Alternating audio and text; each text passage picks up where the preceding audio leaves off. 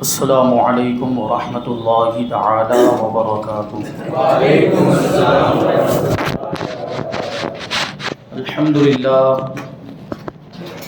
الحمد للہ رب العالمین والعاقبۃ للمتقین والصلاة والسلام علی سید الانبیاء والمرسلین وعلی آلہ واصحابہ اجمعین، اما بعد فاعوذ باللہ من الشیطان الرجیم، بسم اللہ الرحمن الرحیم، ومن يعظم شعائر اللہ فإنها من تقوى القلوب، صدق اللہ مولانا العظیم، وصدق رسوله النبی الامین المتین الکریم، ونحن على ذلك لمن الشاهدین والشاکرین والذاکرین والحامدین، والحمد للہ رب العالمین۔ آئیے ہم اور آپ سب سے پہلے حضور سرور کائنات، فخر موجودات، باعث تخلیق کائنات، احمد مجتبی محمد مصطفیٰ صلی اللہ علیہ وسلم کی بارگاہ بے کس پناہ میں درود و سلام کا ہدیہ پیش کریں اور پڑھیں، اللہم صلی علی سیدنا و مولانا محمد معدن الجود والکرم وآلہ الکرام وابنہ الکریم وبارک وسلم، صلاۃ و سلاما علیک یا رسول اللہ صلی اللہ تعالی علیہ وسلم۔ عزیزان ملت اسلامیہ، آثار و تبرکات کی فضیلت و برکت، ان کی اہمیت اور شرعی حیثیت پر گفتگو چل رہی ہے۔ اسی سلسلے کو ہم آج بھی جاری رکھیں گے۔ گزشتہ جمعہ میں عرض کیا گیا کہ صحابہ کرام اور تابعین حضور پاک صلی اللہ علیہ وسلم سے نسبت رکھنے والی چیزوں کی کیسی تعظیم کیا کرتے تھے۔ تابعین کے واقعات آپ نے سنے کہ صحابہ کرام سے ان کی اگر ملاقات ہوتی تو صحابہ کرام کے ہاتھوں کو چوم لیا کرتے تھے،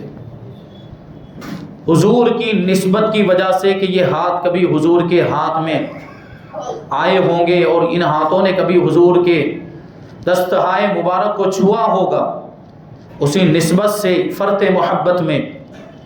تابعین صحابہ کرام کے ہاتھوں کو چوم لیا کرتے تھے، اور صحابہ کرام حضور پاک صلی اللہ علیہ وسلم کی بارگاہ کا کیسا ادب و احترام کرتے تھے، اس کے تعلق سے بھی کچھ باتیں عرض کی گئی۔ اور اسی سلسلے کو ہم آگے بڑھائیں تو ایک روایت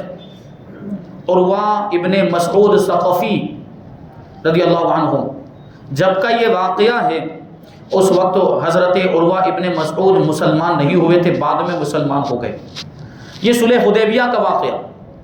جس کے تعلق سے پہلے بھی عرض کر چکا ہوں کہ حضور پاک صلی اللہ علیہ وسلم اور صحابہ کرام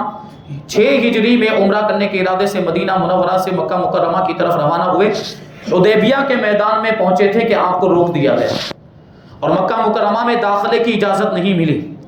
اس وقت کفار کے ساتھ گفتگو کا سلسلہ شروع ہوا۔ کفار کی طرف سے نمائندے آتے تھے کیونکہ وہ گھبرا گئے تھے کہ مسلمان جنگ کرنے کے لیے آئے ہیں اور کہیں مکہ پر قبضہ نہ کر لیں، تو ان کی طرف سے نمائندے آتے جا رہے تھے اور گفتگو لگاتار جاری تھی۔ اور ادھر سے بھی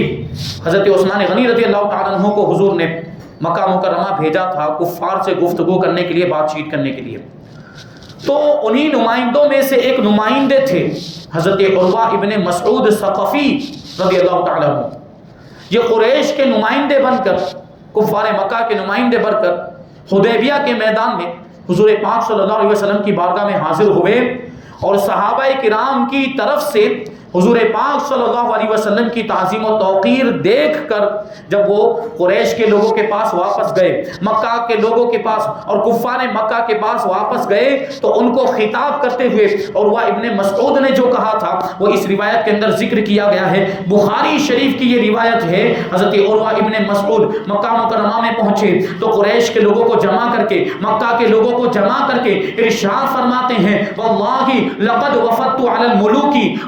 وفدت علی قیصر و کسری وعلی النجاشی. حضرت عروہ ابن مسعود کہتے ہیں کہ خدا کی قسم میں بڑے بڑے بادشاہوں کے دربار میں گیا ہوں, میں نے بڑے بڑے بادشاہوں سے ملاقات کی ہے, میں نے قیصر سے بھی ملاقات کی, میں نے کسریٰ سے بھی ملاقات کی ہے, میں نے نجاشی سے بھی ملاقات کی ہے. ملک فارس کا جو بادشاہ ہوتا اس کا لقب کسریٰ ہوا کرتا تھا, اور ملک روم کے بادشاہ کو قیصر کہا جاتا تھا, اور حبشہ کے بادشاہ کو نجاشی کہا جاتا. تو حضرت عروہ اسی کے بارے میں کہتے ہیں کہ میں نے قیصر و کسریٰ اور نجاشی کے دربار میں حاضری دی ہے. اور آگے فرماتے ہیں واللہ ان رأیت ملکا قط یعظمہ اصحابہ ما یعظم اصحاب محمد صلی اللہ علیہ وسلم. اور خدا کی قسم آج تک میں نے کوئی ایسا بادشاہ نہیں دیکھا کہ جس کے درباری اس کی اتنی تعظیم کیا کرتے ہوں جتنی محمد صلی اللہ علیہ وسلم کے صحابہ ان کی تعظیم کیا کرتے ہیں. حضور کے صحابہ حضور کی جیسی تعظیم کرتے ہیں, کسی بادشاہ کی ایسی تعظیم میں نے آج تک نہیں دیکھی. یہ سپر پاور مانے جاتے تھے قیصر و کسریٰ, لیکن ان کی بھی ان کی قوم کے درمیان اور ان کی رعایا کے درمیان اتنی تعظیم نہیں ہوتی تھی جتنی تعظیم صحابہ کرام حضور پاک صلی اللہ علیہ وسلم کی کیا کرتے تھے. کیونکہ وہاں تو دنیا کا معاملہ تھا, وہ دنیا کی حکومت ہے اور دنیا کی بادشاہت ہے, ان کے سامنے دنیا پیش نظر تھی, لیکن یہاں آخرت پیش نظر ہے. اور صحابہ کرام کا یہ عقیدہ تھا کہ اگر حضور کو مانا, اگر حضور کو جانا پہچانا اور حضور کی تعظیم کی تو ہماری دنیا بھی کامیاب ہے اور آخرت بھی کامیاب ہے. کیونکہ حضور کے مقام و مرتبے کو وہ جانتے تھے کہ یہ نبی آخر الزمان ہے, یہ خاتم النبیین ہے, اور انہی کے قدموں سے سب کچھ ملنے والا ہے. اس لیے وہ حضور کی تعظیم, اور کیسی تعظیم. آگے حضرت عروہ ابن مسعود کہتے ہیں واللہ ان تنخم نخامتا الا وقع فی کف رجل منہ, کہ حضور پاک صلی اللہ علیہ وسلم محمد صلی اللہ علیہ وسلم جب لعاب دہن نکالتے ہیں, جب تھوک نکالتے ہیں تو وہ زمین پر نہیں گرتا بلکہ صحابہ کرام کے اور صحابہ کرام میں سے کسی صحابی کے ہاتھ میں گرا کرتا ہے. صحابہ کرام حضور کے مبارک تھوک کو بھی زمین پر گرنے نہیں دیتے تھے بلکہ اپنے ہاتھوں میں لے لیتے تھے, اور ہاتھ میں لے کر کیا کرتے, فرمایا گیا فدلق بها وجهه وجلده, اور وہ صحابی حضور کے لعاب دہن کو اپنے ہاتھ میں لے لیتے تھے اور اس کو اپنے چہرے اور اپنے جسم پر مل لیا کرتے تھے, اپنے جسم پر لگا لیا کرتے. اب غور تو کریں, آپ سوچیں تو صحیح کہ جس کے چہرے پر اور جس کے جسم پر حضور کا لعاب دہن لگا ہو, کیا اس جسم کو جہنم کی آگ جلا سکتی ہے؟ ہرگز نہیں جلا سکتی. یہ صحابہ کرام انہوں نے ہمیں تعظیم کے طریقے سکھائے. آگے کہتے ہیں حضرت عروہ ابن مسعود وَإِذَا أَمَرَهُمْ ابْتَدَرُوا أَمْرَهُ, اور حضور جب صحابہ کرام کو کسی چیز کا حکم دیتے ہیں تو فوراً اس حکم کی تعمیل میں لگ جاتے ہیں. صحابہ کرام فوراً حکم پر عمل کرنے لگ جاتے ہیں, تھوڑی بھی دیر نہیں کرتے, کیونکہ ان کو معلوم ہے کہ ساری کامیابی تو حضور کے حکم پر عمل کرنے میں ہے. اس لیے جیسے ہی کوئی بھی حکم ہوتا, اور حکم کی بات کر رہے ہیں, اگر حضور اشارہ فرماتے تھے تو جان قربان کرنے کے لیے تیار ہو جاتے تھے یہ صحابہ کرام. اور آگے کہتے ہیں وَإِذَا تَوَضَّعَ كَادُوا يَقْتَتِلُونَ عَلَى وَضُوئِهِ, جب محمد صلی اللہ علیہ وسلم وضو کرتے ہیں تو ایسا لگتا ہے کہ یہ صحابہ کرام حضور کے اصحاب حضور کے وضو کا بچا ہوا پانی یا حضور کے اعضائے وضو سے گرنے والے پانی کو حاصل کرنے کے لیے آپس میں ایک دوسرے سے لڑ پڑیں گے. اتنا ان کو شوق ہوتا تھا اور وہ جذبہ ہوتا تھا حضور کے تبرکات اور حضور سے نسبت رکھنے والی چیزوں کو حاصل کرنے کے لیے. تو حضور کے پانی کو بھی, وضو کے پانی کو بھی صحابہ کرام زمین پر گرنے نہیں دیتے تھے بلکہ اس کو بھی اپنے ہاتھوں میں لے لیتے تھے اور اس کو بھی اپنے چہرے پر لگا لیتے, اپنے جسم پر لگا لیتے تھے. آگے فرماتے ہیں وَإِذَا تَكَلَّمَ خَفَضُوا أَصْوَاتَهُمْ عِندَهُ, اور جب حضور کلام کرتے ہیں, جب حضور کچھ ارشاد فرماتے ہیں تو صحابہ کرام ان کی بارگاہ میں اپنی آوازوں کو پست کر دیتے ہیں, یعنی خاموش ہو جاتے ہیں اور ہماتن گوش ہو کر پوری توجہ کے ساتھ حضور پاک صلی اللہ علیہ وسلم کی بات کو سنا کرتے ہیں. اور آگے ایک بات ایسی بیان کی, ایمان تازہ ہو جائے. کہتے ہیں حضرت عروہ ابن مسعود وما يحدون النظر الیہ تعظیما لہ, حضور کی تعظیم کی وجہ سے صحابہ کرام حضور کے چہرے کو آنکھ بھر کے دیکھتے بھی نہیں تھے، یہ سرسری نگاہ سے دیکھا کرتے تھے حضور پاک صلی اللہ علیہ وسلم کے جمال جہاں آ رہا، اور حضور پاک صلی اللہ علیہ وسلم کے نور کی کرنیں اتنی وہ تیز ہوا کرتی تھی کہ کوئی ٹک ٹکی باندھ کر حضور کے چہرے کو دیکھ بھی نہیں پاتا تھا۔ اور تعظیم کا بھی یہ تقاضا، یوں دیکھا پھر آنکھیں جھکا لی، یوں دیکھا پھر آنکھیں جھکا لی، دیدار بھی تو کرنا ہے اور دیدار بھی کرتے جاتے، لیکن ٹک ٹکی باندھ کر نہیں دیکھ پاتے تھے۔ یہ حضرت عروہ ابن مسعود جو اس وقت مسلمان نہیں ہوئے تھے پھر بھی حقیقت بیان کر رہے ہیں کہ حضور کے صحابہ کیسی تعظیم کیا کرتے۔ اب سوچیں آپ کہ جو لعاب دہن کو زمین پر نہ گرنے دیتے ہو وہ صحابہ کیا حضور کے بال کو زمین پر گرنے دیں گے؟ کیا حضور کے تبرکات کی تعظیم نہیں کرتے ہوں گے؟ جو لعاب دہن کو اتنا برکت والا سمجھتے ہو وہ حضور کے کرتہ مبارک کو، وہ حضور کے جبہ مبارک کو، وہ حضور کے تہبند شریف کی کتنی تعظیم کرتے ہوں گے اور اس کو کتنا برکت والا سمجھتے ہوں گے۔ اسی طرح کی ایک روایت یہ واقعہ دوسری روایت میں تھوڑے سے الگ انداز میں بیان کیا گیا کہ عروہ ابن مسعود ثقفی حضرت حضور پاک صلی اللہ علیہ وسلم کی بارگاہ میں حاضر ہوئے تو وہی گفتگو ہوئی۔ حضور پاک صلی اللہ علیہ وسلم نے ان کو وہی جواب دیا جو اس سے پہلے آنے والے قریش کے نمائندوں کو آپ نے جواب دیا تھا کہ ہم یہاں جنگ کرنے کے لیے نہیں آئے ہیں، ہم تو عمرہ کے ارادے سے آئے ہیں، ہم عمرہ کرنے کے لیے مدینہ سے نکلے اور مکہ مکرمہ کی طرف روانہ ہوئے ہیں، جنگ کرنے کا کوئی ارادہ نہیں ہے۔ عروہ ابن مسعود ثقفی نے اس وقت حضور پاک صلی اللہ علیہ وسلم کے پاس کھڑے ہو کر یہ دیکھا تھا اور یہ منظر ملاحظہ کیا تھا کہ صحابہ کرام حضور پاک صلی اللہ علیہ وسلم کی بارگاہ میں کیسے پیش آتے ہیں۔ انہوں نے یہ دیکھا، وہ بیان کرتے ہیں کہ جب محمد صلی اللہ علیہ وسلم وضو کرتے ہیں تو وضو کا پانی حاصل کرنے کے لیے صحابہ کرام ایک دوسرے پر سبقت لے جانے کی کوشش کرتے ہیں، ایک دوسرے سے آگے بڑھ جانے کی کوشش کرتے ہیں، اور جب حضور پاک صلی اللہ علیہ وسلم اپنا لعاب دہن نکالتے ہیں، اپنا تھوک مبارک نکالتے ہیں تو اس کو بھی وہ اپنے ہاتھوں میں لے لیتے ہیں اور اس کو حاصل کرنے کے لیے بھی ٹوٹ پڑتے ہیں۔ اور یہ صحابہ کرام کی شان کہ جب حضور پاک صلی اللہ علیہ وسلم کا کوئی بال مبارک گرتا ہے تو اسے اٹھا کر اپنے پاس محفوظ رکھ لیا کرتے ہیں، اسے اپنے پاس سنبھال کر رکھتے ہیں۔ یہ منظر دیکھا تھا عروہ ابن مسعود ثقفی نے، یہ تعظیم و توقیر دیکھی تھی۔ صحابہ کرام حضور پاک صلی اللہ علیہ وسلم کی ایسی تعظیم کیا کرتے۔ واپس آئے اور قریش کے لوگوں کو جمع کر کے کہنے لگے کہ خدا کی قسم میں بڑے بڑے بادشاہوں کے دربار میں گیا، میں نے قیصر سے اس کے دربار میں ملاقات کی ہے، میں نے کسریٰ سے اس کے ملک میں ملاقات کی ہے، میں نے نجاشی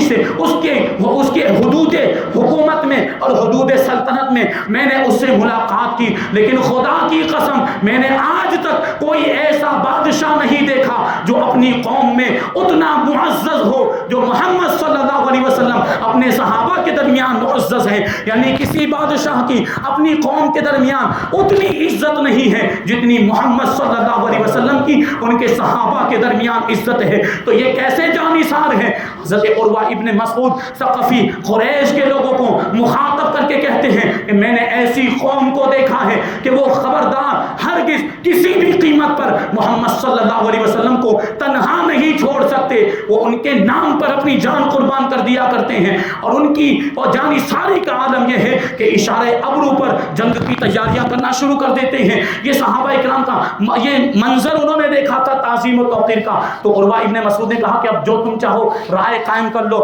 آپس میں مشورہ کر لو، کیونکہ صحابہ اکرام کی جانثاری کا تو یہ عالم ہے، جو پانی کو زمین پر گرنے نہ دیتے ہوں، جو تھوک مبارک کو زمین پر گرنے نہ دیتے ہوں، وہ کب یہ گوارا کریں گے کہ حضور کے خون کا قطرہ زمین پر گر جائے؟ اسی وجہ سے تو جنگ بدر کے موقع پر جب حضور پاک صلی اللہ علیہ وسلم نے ارشاد فرمایا تھا کہ کفار سے جنگ ہے، تو حضور پاک صلی اللہ علیہ وسلم کے اشارہ ابرو اور جنبش لب پر صحابہ کرام اپنی جان قربان کرنے کے لیے تیار ہو گئے تھے۔ اور جنگ بدر سے پہلے ایک مشاورتی مجلس ہوئی، اس میں حضور پاک صلی اللہ علیہ وسلم نے صحابہ کرام سے مشورہ کیا کہ آپ لوگ میرا ساتھ دیں گے کہ نہیں دیں گے؟ تو حضور پاک صلی اللہ علیہ وسلم کے صحابہ نے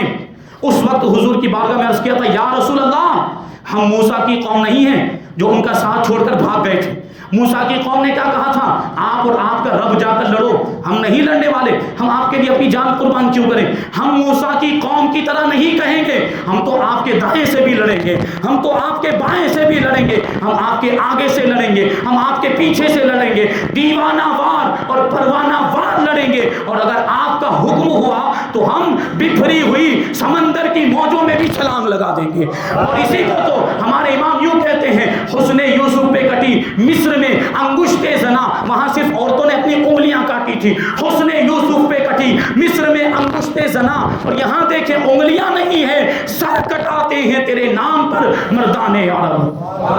سر کٹاتے ہیں تیرے نام پر مردان عرب. اور وہاں تو حسن پورا دیکھ لیا تھا, پورا وجود دیکھا تھا, یہ صنعتی مقابلہ اس کے اندر ہے. وہاں پورے حضرت یوسف علیہ السلام کے وجود کو مصر کی عورتوں نے دیکھا تھا, تو ان کے حسن کو دیکھ کر ایسی مگن ہو گئی تھی اور ایسی کھو گئی تھی کہ انگلیاں کٹ گئی, ان کو پتہ بھی نہیں چلا تھا. لیکن وہاں صرف انگلیوں کی بات ہے اور وہاں پورے سراپا کی بات ہے, یہاں حضور کے سراپا کی بھی بات نہیں, یہاں تو حضور کا نام ہی آ جائے تو حضور کے نام ہی پر انگلیاں نہیں بلکہ اپنے سر قربان کر دیتے ہیں. یہ صحابہ کرام کی شان, یہی حدیبیہ کا میدان. یہ اب ظاہر سی بات ہے, مکہ مکرمہ میں داخل ہونے نہیں دیا گیا, حدیبیہ میں روک دیا گیا. اس وقت حکم یہ ہوتا ہے کہ اگر کوئی عمرے کے ارادے سے نکلے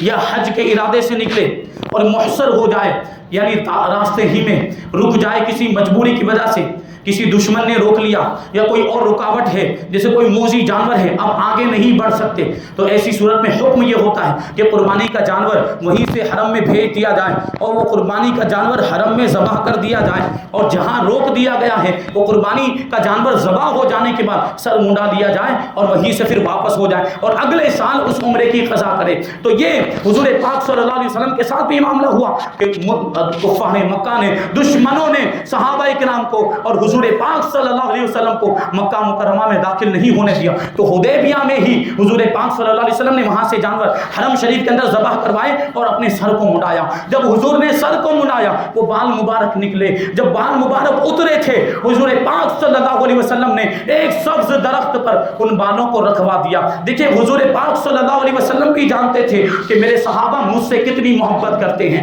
اور میرے صحابہ یہ کتنے اس بات کے چاہنے والے, اور ان کو اس بات کا شوق اور خواہش رہتی کہ مجھ سے نسبت رکھنے والی کوئی چیز ان کو مل جائے. اس لیے حضور نے بھی اپنے منہ مبارک کو, اپنے بال مبارک کو درخت کی شاخ پر رکھوا دیا. اب کیا تھا, صحابہ کرام اس درخت کے نیچے جمع ہو گئے اور ان بالوں کو حاصل کرنے لگ گئے اور ایک دوسرے سے چھیننے لگ گئے کہ یہ بال مبارک مجھے مل جائیں, حضور کے منہ مبارک مجھے مل جائے, کیونکہ وہ حضور کے منہ مبارک کو قابل تعظیم اور برکت والا سمجھتے تھے. حضرت ام عمارہ رضی اللہ تعالی عنہا کا بیان ہے کہ مجھے بھی ان میں سے کچھ منہ مبارک ملے اور میں نے ان منہ مبارک کو اپنے پاس محفوظ کر لیا. اور حضور پاک صلی اللہ علیہ وسلم کی وفات کے بعد ظاہری طور پر دنیا سے تشریف لے جانے کے بعد جب کوئی بیمار میرے پاس لایا جاتا تھا تو میں منہ مبارک کو پانی میں ڈبو کر وہ پانی بیمار کو پلا دیا کرتی تھی تو بیمار شفا یاب ہو جایا کرتا تھا. حضرت ام سلمہ رضی اللہ تعالی عنہا کے تعلق سے بھی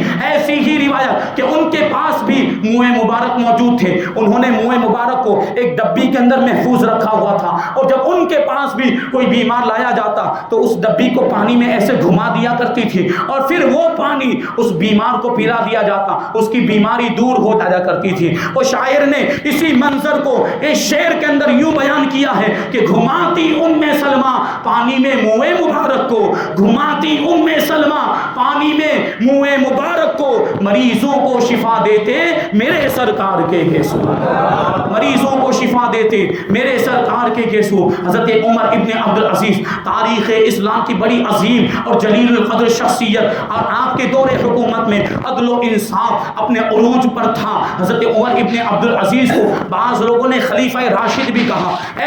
ایسی آپ نے حکومت فرمائی ہے. حضرت عمر ابن عبدالعزیز رضی اللہ تعالیٰ عنہ کے بارے میں فرمایا گیا کہ آپ کی وفات کے وقت آپ نے وصیت کی تھی, ان کے پاس حضور پاک صلی اللہ علیہ وسلم کے ناخن کے تراشے, ہم جب ناخن کاٹتے ہیں تو وہ جو کٹا ہوا حصہ اس کو فارسی میں تراشا کہا جاتا ہے, تو ناخن کے تراشے اور حضور کے منہ مبارک حضرت عمر ابن عبدالعزیز کے پاس تھے. تو حضرت عمر ابن عبدالعزیز نے وصیت فرمائی تھی کہ یہ حضور پاک صلی اللہ علیہ وسلم کے ناخن کے تراشے اور حضور کے منہ مبارک میرے منہ پر اور میری آنکھوں پر میرے کفن کے اندر رکھ دیے جائیں, اور یہ وصیت کی تھی. چنانچہ اسی وصیت کے مطابق حضور کے منہ مبارک کو اور ناخن کے تراشے جو حضرت عمر ابن عبدالعزیز کے پاس ہیں ان کو ان کے کفن میں رکھ دیا گیا. کیوں کیوں انہوں نے یہ وصیت کی تھی؟ توجہ طلب بات ہے یہ. حضرت عمر ابن عبدالعزیز یہ اتنے بڑے جو ہے کہ اسلام کے سپاہی ہیں اور انہوں نے یہ وصیت کی. اس کا مطلب کیا؟ وہ اس کو برکت والا سمجھتے تھے. وہ یہی تو چاہ رہے تھے کہ حضور کے منہ مبارک کو اور حضور کے ناخن کے تراشوں کو میرے کفن میں رکھ دیا جائے تاکہ قبر میں مجھے ان مبارک چیزوں کی برکتیں حاصل ہوتی رہے. یہ حضرت عمر ابن عبدالعزیز. اور ایسے بہت سارے واقعات ہیں. حضرت سہل ابن سعد رضی اللہ تعالیٰ عنہ روایت کرتے ہیں کہ ایک شخص حضور پاک صلی اللہ علیہ وسلم کی بارگاہ میں حاضر ہوئے اور حضور کی بارگاہ میں انہوں نے سوال کیا کہ یا رسول اللہ صلی اللہ تعالیٰ علیہ وسلم مجھے اپنی چادر عنایت فرمائے. اب حضور کا دربار کیسا؟ یہاں کسی کو نہ نہیں کہا جاتا. اس نے چادر مانگی, حضور پاک صلی اللہ علیہ وسلم نے اپنی چادر مبارک اس کو عطا فرما دی. اب بعد میں صحابہ کرام نے اس آنے والے شخص سے پوچھا کہ تم نے یہ چادر کیوں مانگی, حضور پاک صلی اللہ علیہ وسلم سے یہ چادر کیوں لی ہے؟ تو اس نے جواب دیا, وہ جو شخص تھا جس کو حضور کی مقدس چادر مل گئی, اس نے جواب دیا واللہ ما سألتها الا لتکونا کفنی یوم اموت, کہ میں نے حضور سے حضور کی چادر صرف اس لیے مانگی ہے تاکہ جس دن میری موت ہو جائے, جس دن میرا انتقال ہو جائے تو اسی چادر میں مجھے کفن پہنایا جائے. کیوں؟ کیونکہ اس کو برکت والا سمجھتے تھے. اور ایسا ہی ہوا. پھر اس شخص کا جب انتقال ہوا تو حضور کی چادر میں ان کو کفن دیا گیا اور پھر ان کو دفن کیا. حضرت اسماء حضرت ابوبکر صدیق رضی اللہ تعالیٰ عنہ کی صاحبزادی ہیں, وہ بیان کرتی ہیں ان کے پاس حضور پاک صلی اللہ علیہ وسلم کا ایک جبہ تھا. اس جبے کے بارے میں کہتی ہیں ہذہ کانت عند عائشہ حتی قبضت فلما قبضت قبضتها, کہ یہ جبہ حضور پاک صلی اللہ علیہ وسلم کا جبہ کرتا مبارک یہ حضرت بی بی عائشہ صدیقہ رضی اللہ تعالی عنہا کے پاس تھا یہاں تک کہ ان کی وفات ہو گئی. یعنی ان کی وفات تک یہ جبہ حضرت عائشہ کے پاس رہا, لیکن جب ان کی وفات ہو گئی تو یہ جبہ میں نے لے لیا. حضرت اسماء کہتی ہیں یہ جبہ میں نے لے لیا. اور اس جبے کی شان کیا ہے؟ فرماتی کان النبی صلی اللہ علیہ وسلم یلبسها, اللہ کے رسول صلی اللہ علیہ وسلم اس جبے کو پہنا کرتے تھے. فنحن نغسلها یستشفى للمرضى یستشفى بها, ہم یہ جبہ مریضوں کو دھو کر پلاتے ہیں تو اللہ تبارک و تعالی اس جبے کی برکت سے مریضوں اور بیماروں کو شفا دے دیا کرتا.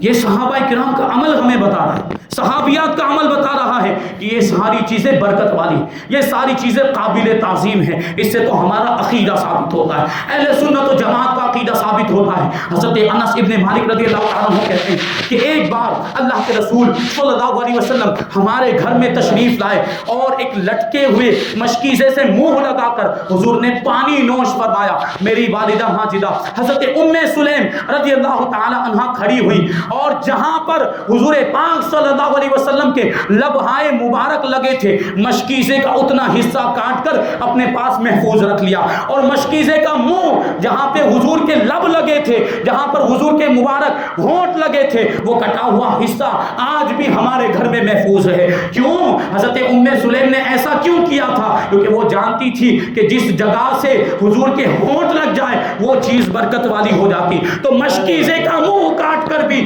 حضرت بی بی ام سلیم نے اپنے گھر میں محفوظ کر کے رکھا تھا. اور واقعہ سنیں, حضرت خداش ابن ابی خداش رضی اللہ تعالیٰ عنہ کے بارے میں بیان کیا جاتا ہے کہ ان کے پاس ایک پیالہ تھا اور یہ وہ پیالہ تھا جس میں حضور پاک صلی اللہ علیہ وسلم پانی پیا کرتے تھے. حضرت خداش ابن ابی خداش نے یہ پیالہ حضور سے حاصل کر لیا تھا. اب یہ پیالہ ان کے پاس حضور پاک صلی اللہ علیہ وسلم کی وفات کے بعد حضرت فاروق اعظم رضی اللہ تعالیٰ عنہ جب بھی حضرت خداش کے یہاں پر تشریف لے جاتے تھے تو وہ پیالہ منگواتے تھے اور اس پیالے میں آب زمزم ڈلواتے تھے اور آب زمزم کو اس پیالے میں ڈال کر اس کو پیا کرتے تھے. اور تھوڑا سا جو آب زمزم اندر بچتا تھا پھر اس کو اپنے جسم پر چھڑکا کرتے تھے, وہ چھینٹے اپنے جسم پر مارا کرتے تھے. یہ مبارک پیالہ تھا جس سے حضور پاک صلی اللہ علیہ وسلم نے پانی نوش فرمایا تھا. حضرت ابو عبد الرحمن سلمی حضرت احمد فضلوی رحمت اللہ تعالی کے بارے میں بیان کرتے ہیں کہ ان کے پاس ایک کمان تھی, حضور پاک صلی اللہ علیہ وسلم کی کمان تھی, اور یہ وہ کمان تھی کہ جس میں حضور پاک صلی اللہ علیہ وسلم کے ہاتھ لگے ہوئے تھے، حضور نے اس کو چھوا تھا، تو حضرت احمد فضلوی کبھی بھی بغیر طہارت کے اس کمان کو ہاتھ نہیں لگاتے تھے، اور یہ بیان کرتے تھے، یہ کہا کرتے تھے کہ جب سے مجھے پتا چلا ہے، جب سے مجھے یہ معلوم ہوا کہ یہ وہ کمان ہے جس کو حضور نے چھوا ہے، جس سے حضور کے ہاتھ مسح ہوئے ہیں، تب سے آج تک میں نے اس کمان کو بغیر وضو کے چھوا نہیں ہے، بغیر طہارت کے ہاتھ نہیں لگایا۔ یہ صحابہ کرام اور تابعین بزرگان دین حضور کے تبرکات کی ایسی تعظیم کرتے تھے کہ بغیر وضو کے اس کو چھوتے بھی نہیں تھے۔ اور آپ بھی یہ بات ذہن میں رکھیں کہ جب کبھی تبرکات کی زیارت کا پروگرام رکھا جائے یا منہ مبارک کی زیارت کا پروگرام رکھا جائے تو پاک اور صاف ہو کر آئیں، وضو کر کے آئیں زیارت کرنے کے لیے، کیونکہ یہ بڑی مبارک چیزیں ہیں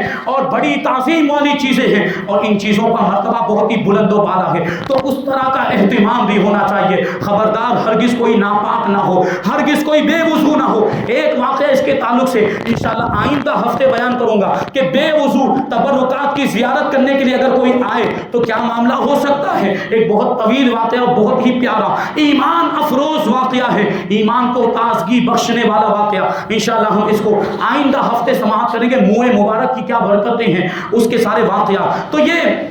حضور پاک صلی اللہ علیہ وسلم سے نسبت رکھنے والی چیز ہے، بغیر وضو کے اس کو چھوتے بھی نہیں تھے۔ حضرت انس ابن مالک ہی بیان کرتے ہیں کہ صبح فجر کی نماز کے بعد مدینہ منورہ کے بچے اپنے اپنے برتن لے کر حضور کی بارگاہ میں حاضر ہو جاتے تھے، برتنوں میں پانی لے کر حاضر ہوتے، اور حضور پاک صلی اللہ علیہ وسلم ان برتنوں میں اپنا دست مبارک ڈبو دیا کرتے تھے، اپنا ہاتھ اس میں ڈال دیا کرتے تاکہ وہ پانی برکت والا ہو جائے، اور پھر وہ پانی، اب ظاہر سی بات ہے بچوں کو تو اتنی سمجھ نہیں ہوتی، لیکن یہ بعید بھی نہیں کیونکہ یہ حضور کے زمانے کے بچے تھے، وہ بھی جانتے ہوں گے کہ حضور کا مقام و مرتبہ کیا، اور ان کی ماؤں نے بھی تو بتایا ہوگا کہ حضور کی شان کیا ہے۔ اور یہاں ظاہر یہی ہے کہ برتن لے کر کوئی اور نہیں بھیجتا تھا، گھر کی عورتیں بھیجا کرتی تھی، کیونکہ صحابہ کو تو حضور کی بارگاہ میں حاضر ہونے کا موقع ملتا تھا اور حضور کے تبرکات سے برکت حاصل کرنے کا موقع ملتا تھا، لیکن صحابیات کو یہ موقع نہیں ملتا تھا۔ اس لیے صحابیات کیا کرتی تھی، وہ مائیں بہنیں اور وہ اس زمانے کی خواتین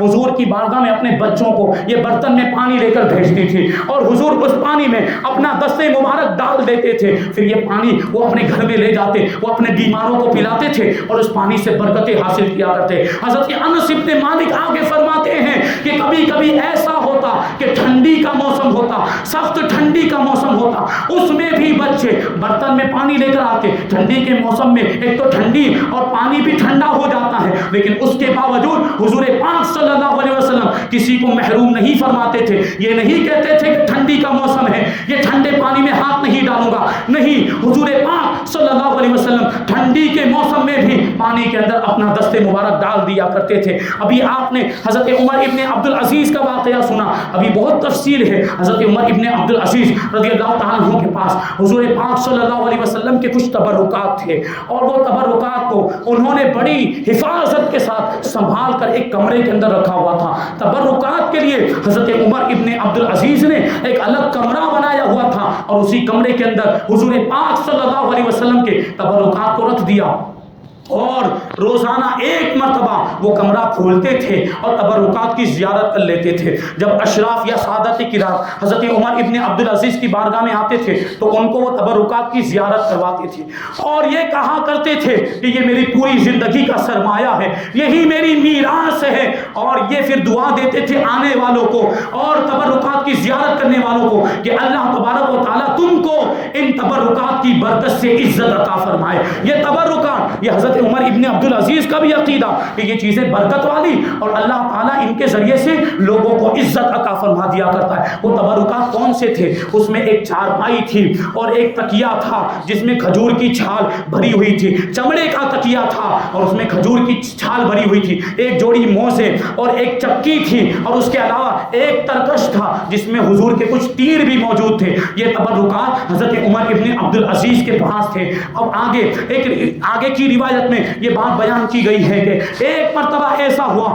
کہ ایک بیمار حضرت عمر ابن عبدالعزیز کی بارگاہ میں لایا گیا۔ وہ بیمار ایسا تھا کہ بیماری اچھی نہیں ہو رہی تھی، لا علاج بیمار، طبیبوں نے اور حکیموں نے کہہ دیا تھا کہ اب اس کا علاج نہیں ہو سکتا اور اس کے علاج کا اب کوئی ذریعہ باقی نہیں بچا۔ وہ بیمار حضرت عمر ابن عبدالعزیز کی بارگاہ میں لایا گیا اور حضرت عمر ابن عبدالعزیز کی اجازت سے حضور پاک صلی اللہ علیہ وسلم کا مبارک تکیہ نکالا گیا، اور وہ تکیہ جس میں حضور پاک صلی اللہ علیہ وسلم کی سر کے چکنائی کا کچھ اثر موجود تھا۔ ہم اور آپ بھی تکیہ استعمال کرتے ہیں اور بہت زیادہ تکیہ استعمال کریں تو میل جم جاتا ہے، اس میں تکیے پر ہمارے سر کا میل جم جاتا ہے، لیکن خبردار ہرگز حضور پاک صلی اللہ علیہ وسلم کے تیل مبارک کا جو اثر حضور کے تکیے میں تھا اس کو ہرگز میل نہیں کہا جا سکتا۔ یہ حضور کے سر کی چکنائی کتنی برکت والی ہے، یہ تو ملاحظہ فرمائیں، حضور پاک صلی اللہ علیہ وسلم کے سر مبارک کی چکنائی کا اثر